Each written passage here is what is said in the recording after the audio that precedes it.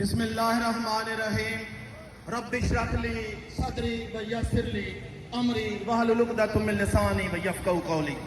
آج یوم یکجہتی کشمیر اس بات کا اعادہ کروا رہی ہے ہماری نظریاتی اور جغرافیائی جو سرحدیں ہیں اس کی تکمیل کا ہمیں آج کا یہ دن اعادہ کروا رہا ہے۔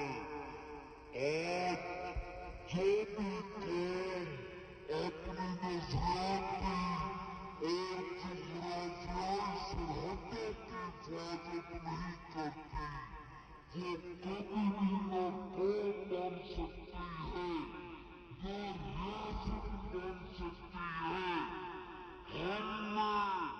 ہمیشہ اپنی نظریاتی سرحدوں کا بھی تحفظ نہیں کیا، اپنی جغرافیائی سرحدوں کا بھی تحفظ نہیں کیا۔